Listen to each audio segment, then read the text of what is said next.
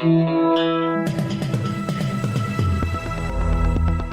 listening to the Betoota Advocate's weekly news wrap on Desert Rock FM 96.5. And welcome to the Betoota Advocate News Bulletin for the week that was the last week of April, halfway through the 10-day weekend that most government employees are taking. I'm Clancy and Errol, and joined with me is Errol Parker. Hello. We are filling in for the usual newsreaders, Wendell Hussey and Bruce Hitchcock. Yeah. On long service leave. They've taken the full 10 days, like the communists they are. But of course, we had to give it to them because we need them on deck for the election. Mm-hmm. Yeah, this is a part of the problem about having a Labor state government. We've got these employees that feel entitled to time off. I guess we had to give it to them, didn't we, Clancy? Had to give it to them, but we'll be all hands on decks for the next couple of weeks. Breaking the big story, starting with this one earlier this week, a recent report by Litfam, licensing in the Hospitality Association movement. Litfam found that 80% of all craft beer is actually just Betoota, some being alcoholic, some not being alcoholic at all. Well, that was news to some, Clancy, but it wasn't news to me because I'm not one that is a fan of craft beer. I don't like craft beer. I think that craft beer is a largely redundant industry. I think that beer should be made out of four things. It should be made out of water, barley, hops, and yeast. I don't think there should be any fruit in it. I don't think there should be any other flavouring in it. I just think beer should be beer. Raw and honest opinions from Errol Parker regarding that particular finding. Up next, we have a story straight out of Betoota Heights, this one. Yeah, local teacher devastated a little shit has ruined her future baby name. I think the little shit she's talking about is a little shit in her classroom.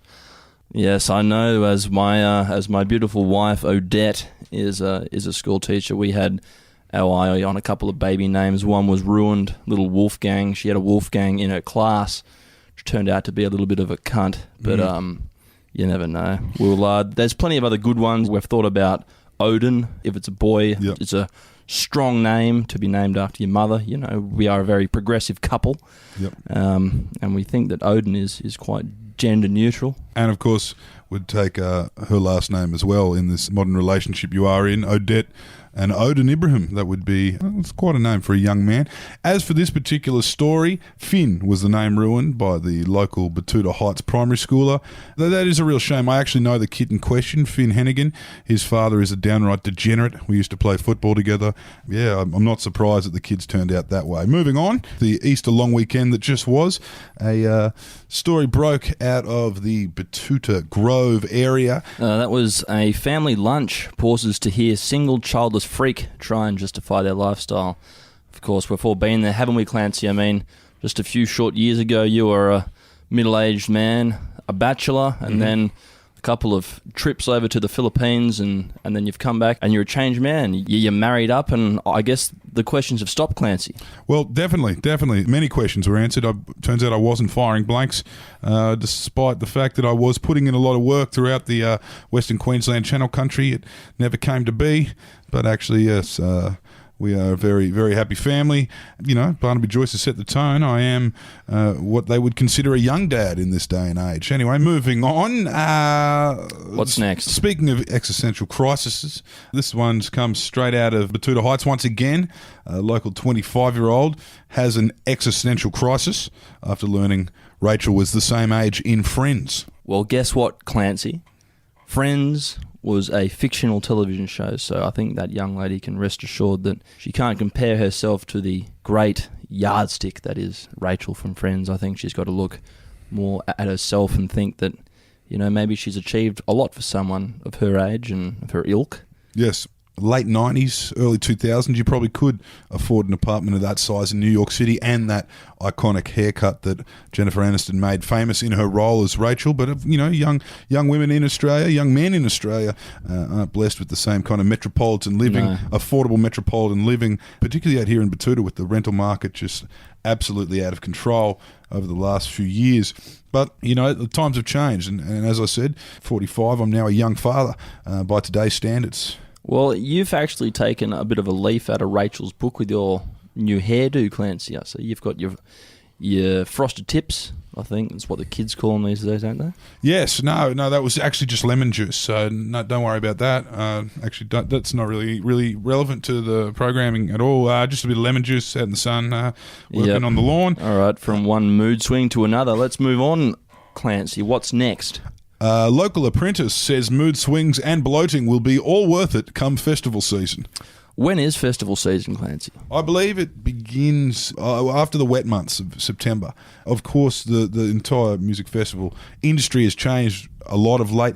Not only have they effectively tried to ban them in New South Wales, the music's changed a lot. I mean, earlier this decade we had the EDM, dance music, and the Stereosonic type festivals. One Stereosonic went for 2 days, and that was where your nation's first year apprentices, second year apprentices would really come out to play. They'd save all their money, they'd bank on that government tool loan, they'd buy a lot of ecstasy, but they'd also spend a lot of time in the winter months, preparing their body. Mood swings were a common place, and they still are to a degree. Protein powder, pre-trainer, just got to shred that body down so you've got the perfect six-pack for when you debut a new sleeve tattoo and a very short pair of shorts. Well, that isn't my idea of a good time, Clancy, but I'll tell you what is.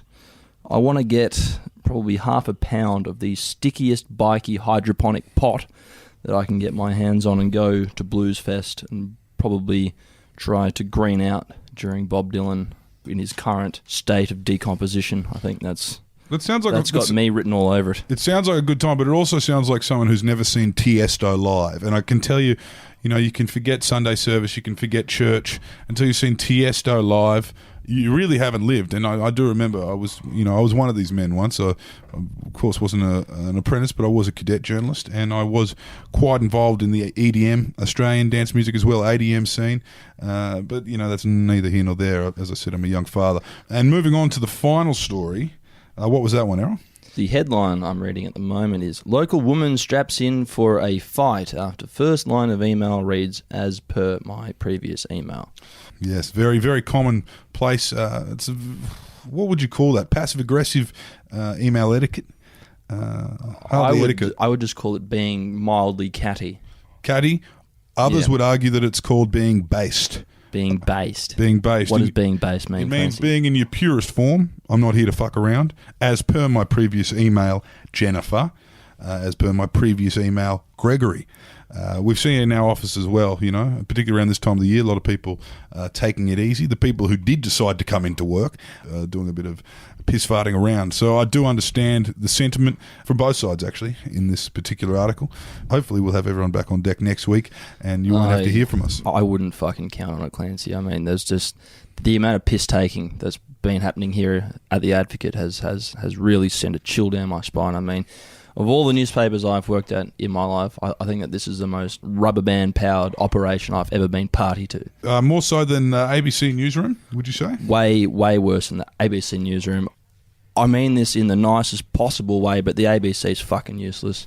News Corp's fucking useless, and every other one of them is fucking useless. And we are worse than all of them. We're worse than all of them. Okay, well, we've done well to get at least this many stories out this week, I have to say. There's no one here. Yeah, there's no one here. It's been flat chat. The editors burning the midnight oil. And speaking of which, I am going to go watch a midnight oil cover band play tonight called James Hardy and the Pink Bats. They'll be playing down at the Lord Kidman Hotel, and that's where I'm going right now. So enjoy your weekend, ladies and gentlemen. Yep, have a nice day. Have a great rest if you're still on holidays, and if you're a public servant, go fuck yourself. See you later.